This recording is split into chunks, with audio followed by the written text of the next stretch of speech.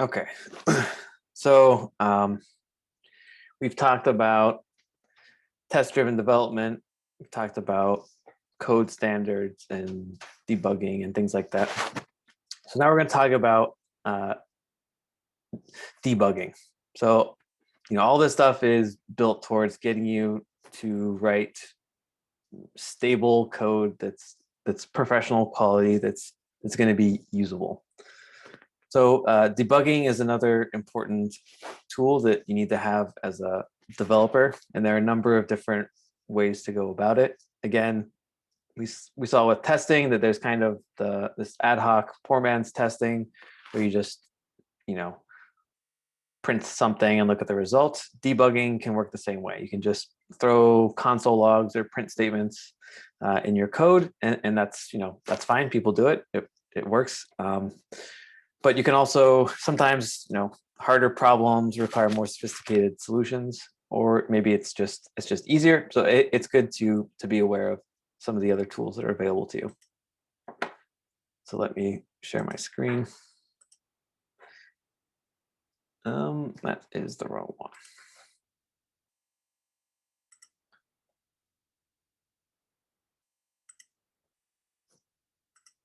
Okay, cool. Okay, so we're now looking at this function. This is a factorial function, so we've seen this before from the challenges, but it's difficult to see what's going on internally. So we're doing this challenge and we go through, and then as we get bigger and bigger numbers, we start getting kind of weird results, and we don't know why, and we can't see what's going on or exactly when this transformation is taking place.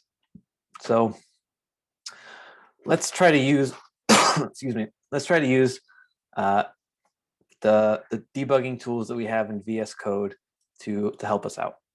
So VS Code comes with a debugger. So we can look at our files, we can search for everything that's in our directory. We have some Git functionality that you can use as a GUI. We have extensions, which we've seen, and then live share. But there's also this debugger.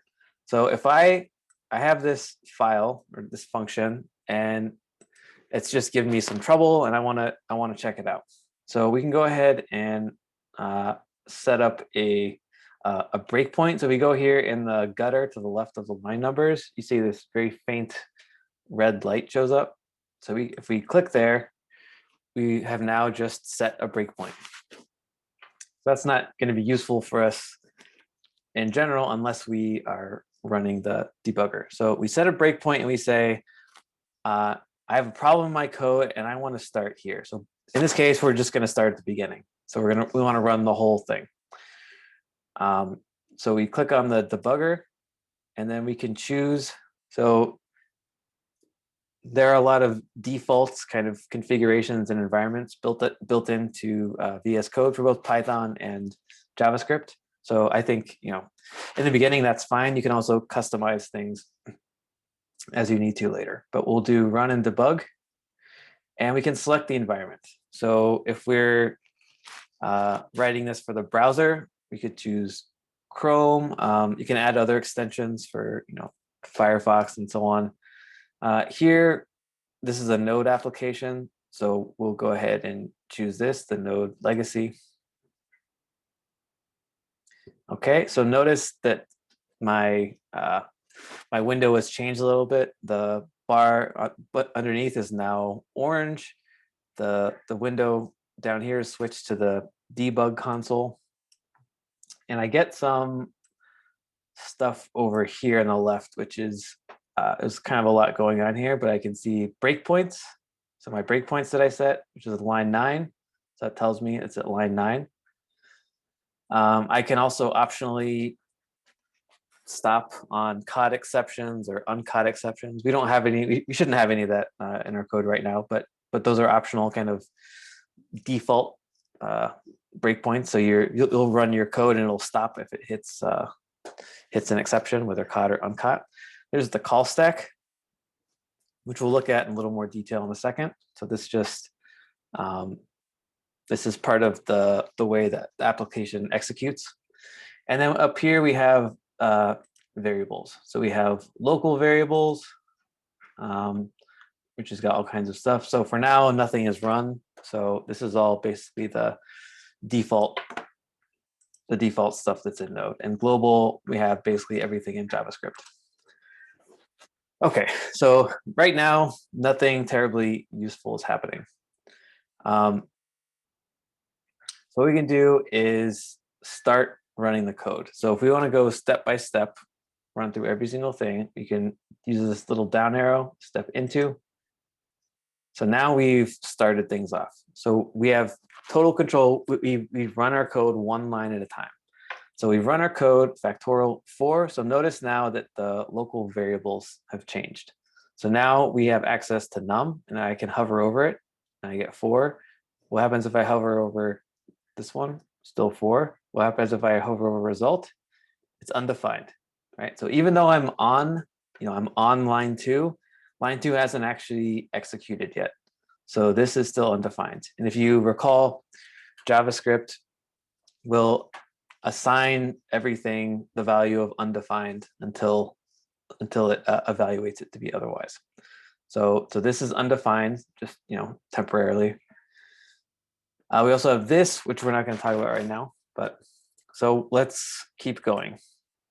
So we're into our for loop. Let I is 1. I is still undefined because it hasn't evaluated. We'll go through. Now I is 1. Okay, good. And then result is I times 1. We'll keep going. So we can keep going through the loop, and we can watch these variables change. Now let's say I'm really interested in result. So of course I can look up here, but if I am especially interested, maybe there's a ton of variables, but I just want to, I'm only really interested in result. So I can just add this. Okay, so now I don't care about these other variables. I can choose specifically what I want to focus on. So I'm just looking at result. I'm going through, watching everything, looking at result, and okay, it's going to return result. Okay. Yeah, we don't have to worry about that right now. But so it executed all the way through. I could watch the variables the whole time, right? So that's one breakpoint, but there are different kinds of breakpoints that you can have. So when we were doing this factorial expression, it worked fine for a while, and then once the number got to a certain point, it just broke, right? So we could kind of manually test what's the factorial of 1. Oh, what's the factorial of 2? What's the factorial of 3? And we can go, one at a time. We can creep up until we start having a problem, and then we'll know that that's kind of where our issue is, and that's where we need to look more carefully. So another option is, instead of doing all that manually, is that we can add a conditional breakpoint here. So I can click and add the breakpoint, and then I'm going to right click, and I can edit the breakpoint. And I have a couple options here on the menu. So hit count, that's good for things like if you're in a for loop and you only want to stop, at the 7th iteration or something like that. So you don't have to sit there pressing through every single iteration that you don't care about. So you can, again, be more specific about what you're looking for. So increasing your efficiency. So we're going to have an expression. And so what we care about is basically max safe integer, right? So that's the problem comes in once you exceed JavaScript's max safe integer. So let's do a check. So result, and we can just use JavaScript here. So it's going to stop when result is greater than or equal to number dot max safe integer. Let me press enter. And so, by the way, max safe integer, why is it in all capitals? Because it's a constant. So Akash was talking about, code formatting and standards and things like this. So this is also a standard. So JavaScript doesn't enforce this. So you can have a constant or a value like this and just use all lowercase or whatever you want. But the kind of accepted practice for developers, this tells developers, other coders, this is a constant. So it's, you can think of it as a courtesy, maybe.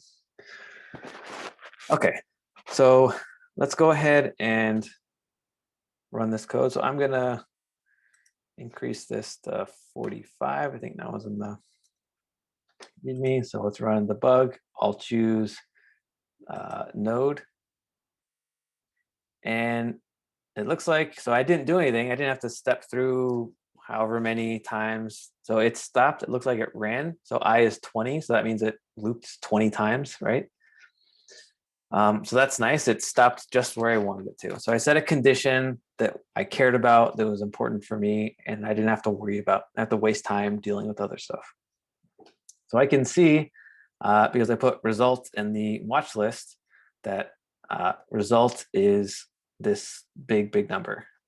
But I can't remember, like, let's see, max safe integer, what was that? It was 9 something something something. I don't remember. So if I want to go in to my running application, I can go into this Debug Console, and I can just kind of look around. So what about, I see a result over here, but let me just, result. Okay, cool. So result is this. So I have access to everything that's currently in my environment. So what about result +1? Okay, that's weird, but I have max, I've exceeded max int. So what about, let's convert it to string. So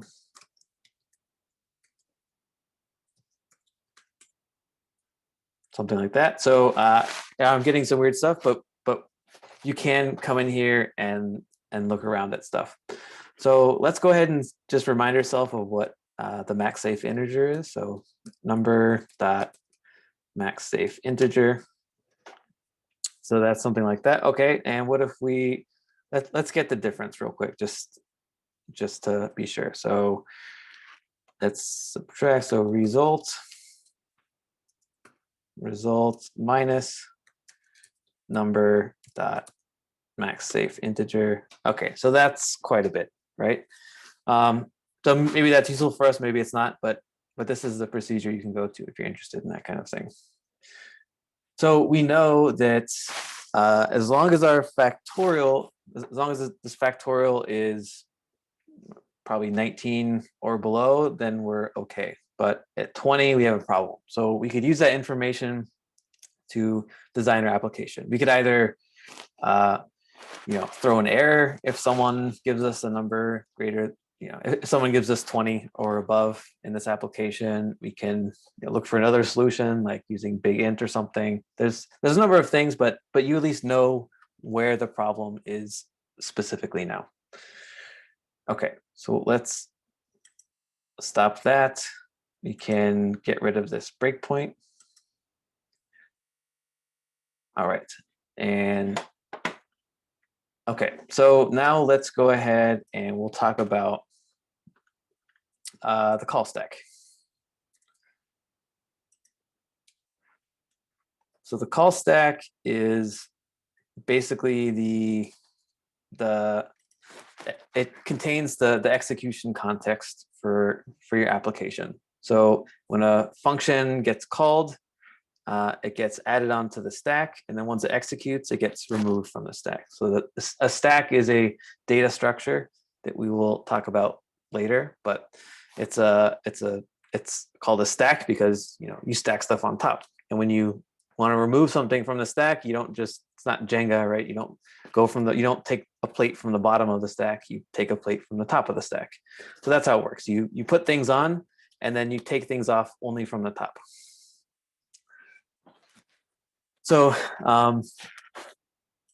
so as your code is executing, it's actually putting things on and taking things off of a stack. So if we use recursion, we can see, so you may have had this issue if you tried to do some recursive stuff before, where you get an error like max call stack depth exceeded or something like that.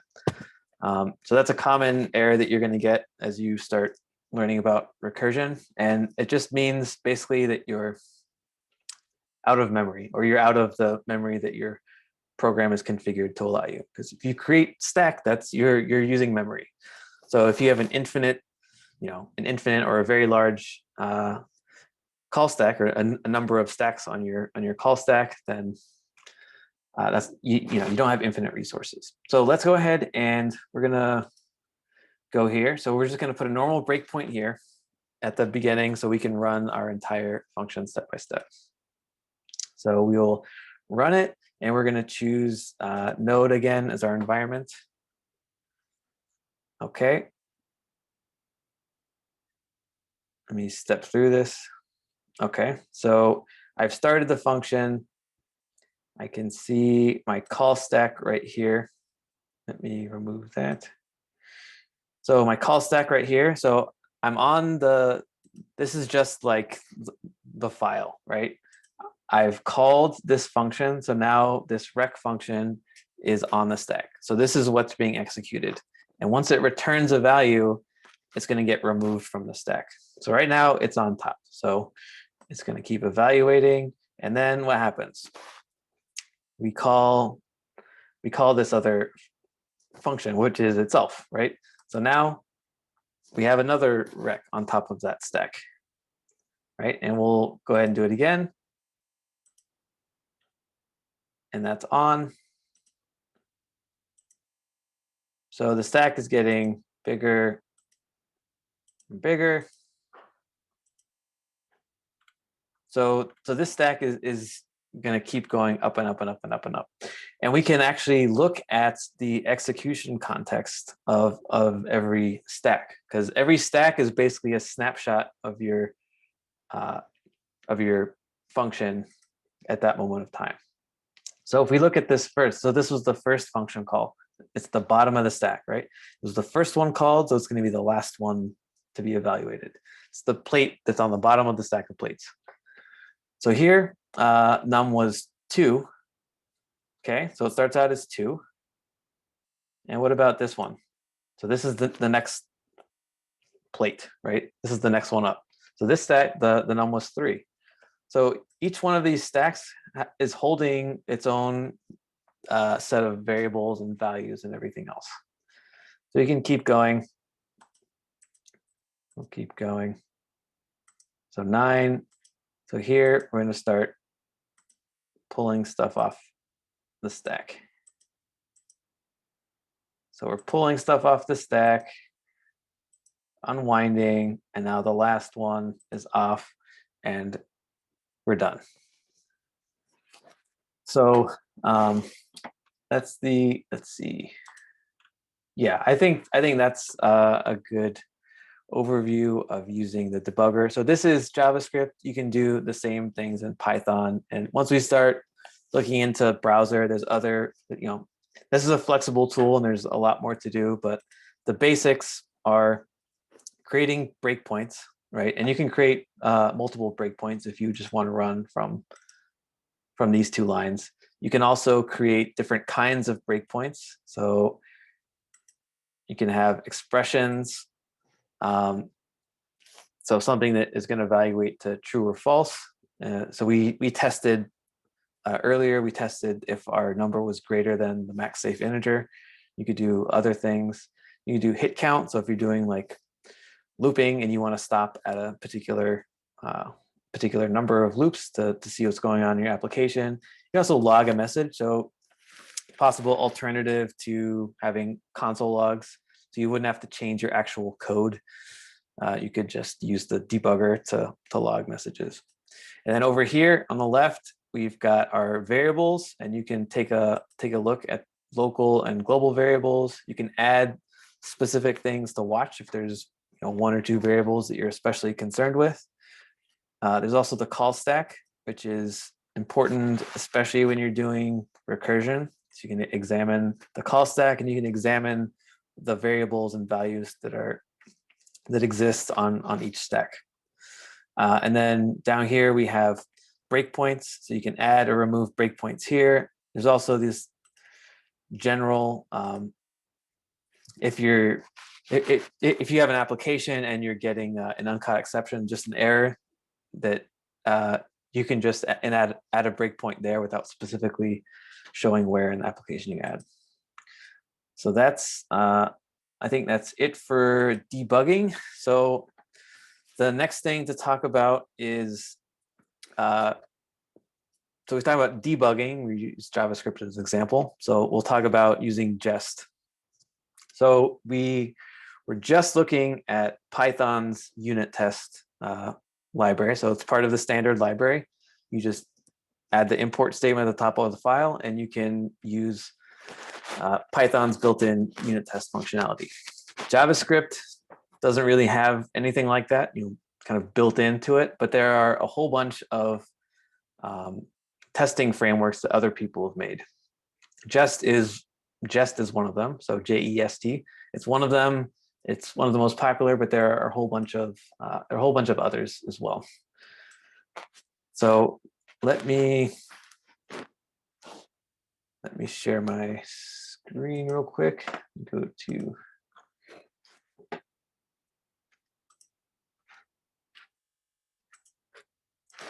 okay. So here's the main page for Jest. So you can take a look at the documentation there. So again, being able to, here's a thing I need to use. I have to go look at the documentation to figure out how it works. So this is a constant part of being a developer, both as you're learning now and on the job. This is never gonna stop. You're always going to be looking at documentation. So Jest documentation is pretty good, which is nice. A lot of times documentation is terrible. So I'm going to get this ready real quick. So we can see that in order to get started, we have to, well, we're not going to use yarn right now, but npm. So npm install, we've done some stuff with npm. It hasn't always been formally introduced, but we're going to go ahead and do something more formal now. So let me clear my. So in order to properly set up an npm or a node project where you can install external dependencies using npm, let me stop sharing.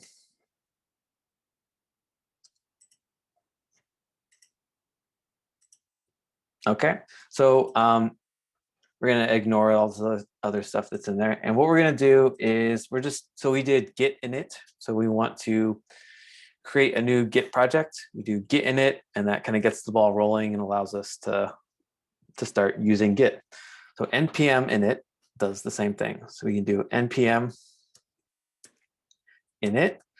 And so npm init is basically going to start a form. We're going to fill out a form, and it's going to generate this JSON file for us. You can use a -y in the future. Just by the way, you can use a -y flag if you're just developing locally. So you can skip all of this stuff because it won't be important for us. But I'm going to do the full npm init for you. So npm init, this is going to walk through creating a package.json file. Okay. So the package name, this is not really relevant, but I'll just do X version. Again, I'm just going to give dummy stuff. This doesn't really matter. I guess I have to do official. Okay, description. So this is like if I were going to be publishing a package or writing a serious project. Just a quick reminder, if you don't type in anything in there and just click enter, the what's in parentheses is the default value for those. Okay, thank you. And you can, as I mentioned, you can also do -y and just skip all of this. So I'm going to do, let's do, yeah, we'll do some JS.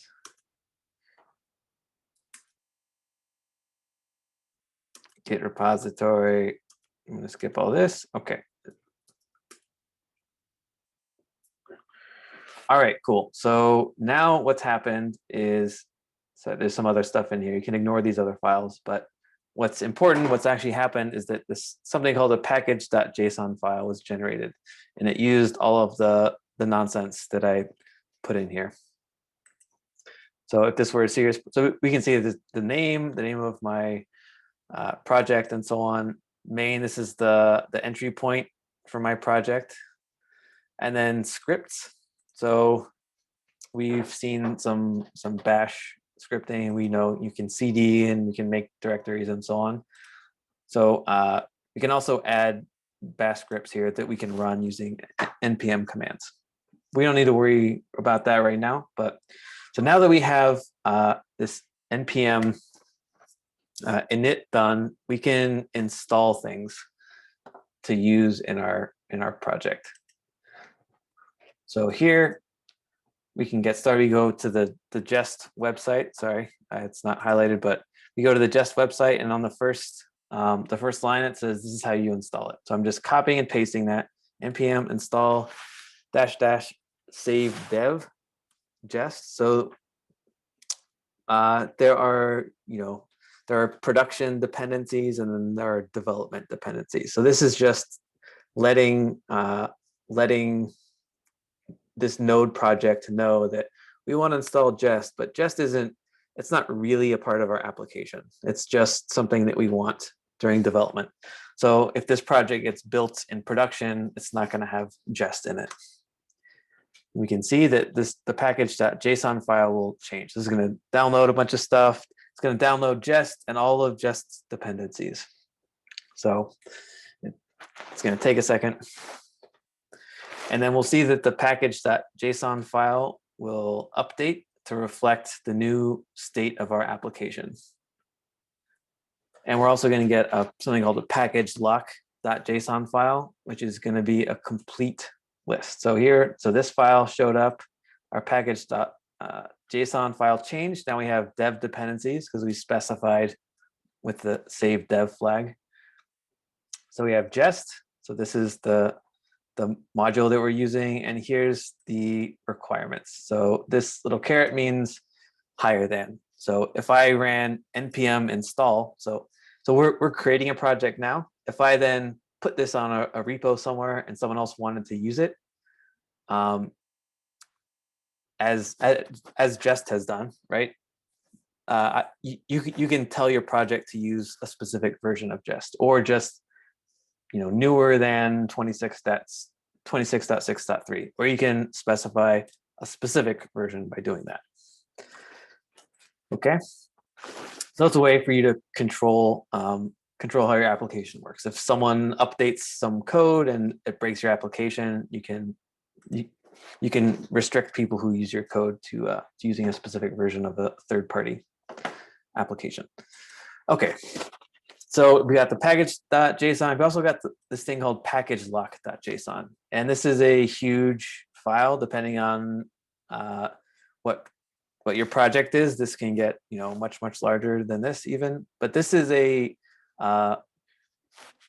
recursive dependency. So every dependency of the projects, the modules that you require, along with all of their dependencies.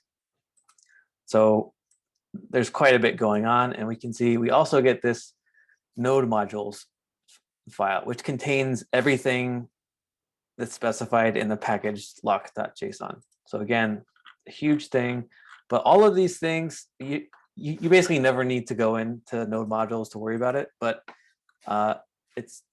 this seems like magic, but all it is, so let me go to, it doesn't really matter. Error X. So here's a package. This is obviously a small package, just got one file. So sometimes you have packages that are huge with lots of folders and files. This just has one. So someone wrote this code and put it up on npm for other people to use. And it's just, it's 100 or so lines. It's a couple functions, and it does something useful. I don't know what it does, but it does something useful. And so we've actually downloaded the actual code. So that's what the npm modules is. We're actually going to people's Git repos and pulling down their code, everything that's specified in the package.json file. Okay, so that's just kind of an overview of how Node applications work. Now let's go. Okay, so let's go back to our Jest documentation. Let me share another screen. Okay, so we're back looking at our Jest documentation. We've created, it didn't tell us to start an npm project, but we know that we need to do that. So we did that. And then we installed Jest. So now we're going to go ahead and just go through the documentation and take a look at what it does. So we'll just follow the documentation for a second. So let's get started by writing a test for a hypothetical function that adds 2 numbers. So here's our, our mock application. It's just this function. So let's go ahead and add some.js, and we'll paste that in there. Okay, so now we've got this function sum, and we're exporting it. All right, cool. Then we'll create a file named sum.test.js. So we saw with the Python unit test that there are some naming conventions. We had all of our methods in the test class had to be test underscore. So we got something similar here. We've got a naming convention. So we'll go ahead and switch back. So now we're going to create a new file, which is going to be sum.test.js. And notice that JS code knows about this. So it's a JavaScript file, but it's orange. Okay, so here what we're doing is we're importing this file, this sum.js file, and we're calling it sum. We could call it whatever we wanted. It's just a variable name, but it makes sense to call it sum here. And then this is how Jest's API works. So test looks like test is a function, and that function looks like it takes 2 parameters. There's a string here, and there's also a function. So that's just a quick glance. So we know that there's this thing called test that we can use, and it takes a string, looks like it's a description, and it takes another function. It looks like it kind of compares 2 values, similar to what our Python unit test was doing. Okay, we switch screens again. Okay, so after we do that, we also need to modify our package.json file, right? So it's got under scripts, we're gonna have test and Jest. So this basically means when I tell npm to run tests, it's going to run Jest. So you don't have to do this, but it just is easier and it makes sense. So let's go ahead and do that.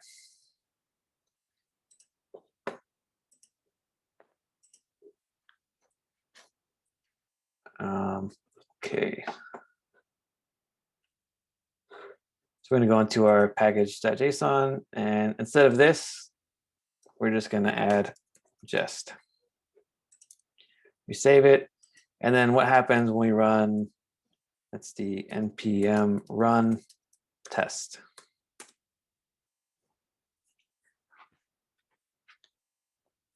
Okay, so I did npm run, which is just how you run scripts with npm, and I ran test, npm run test, and so that ran Jest. And Jest knows what to do. It looks for files that have .test in the name, and then it runs those files. So we can see we ran that file and it passed. So we get the output, it ran 1 test and 1 of them passed. Now, if we want to go back we're going to wrap it up in a second here, but let me share the documentation page again.